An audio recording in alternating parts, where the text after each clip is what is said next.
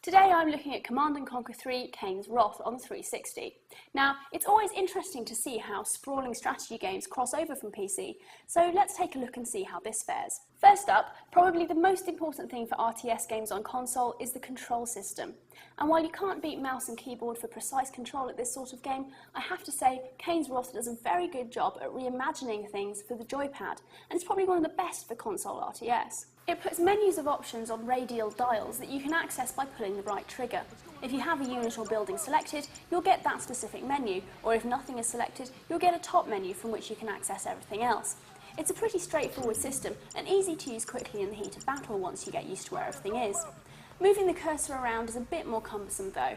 It's not bad, but it just doesn't match the way you can intuitively blend speed and precision with a mouse. The campaign is quite fun, with 13 missions around 3 separate linear plots ranging over the Command & Conquer canon, which come together to tell facets of Kane's story and leave you with a bit of a cliffhanger about what will happen beyond C&C 3.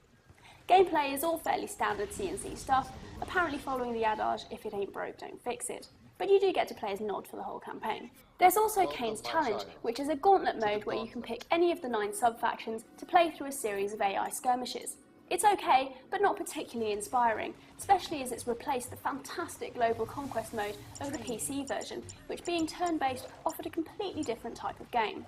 Skirmish mode should have some serious advantages on the 360, as Xbox Live is a much more robust system for online multiplayer than EA Online, but there have been a lot of problems with things like connecting to the servers reported in the forums, and these are still being reported even as late as August, so if that's your main reason for wanting the game, make sure you keep your eye on the web for updates about bugs and patches. The 3 factions, GDI, Brotherhood of Nod and the Skrin, are supplemented in Kane's Wrath by 2 sub-factions for each, so you can choose from 9 in total.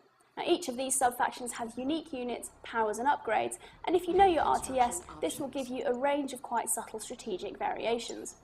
There's also a new epic unit for each main faction. In terms of graphics, it isn't going to look as good as it does on a high-end gaming PC, but it still looks nice, and you have the advantage of being able to play on a nice large TV. It's also important to note that while Kane's Wrath was an expansion on the PC, it is a standalone game on the 360.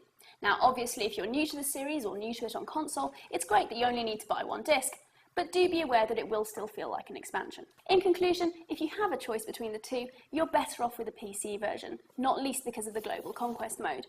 But if you're a strictly 360 gamer looking for some well-implemented RTS, you could do a lot worse than Kane's Wrath. 3 stars.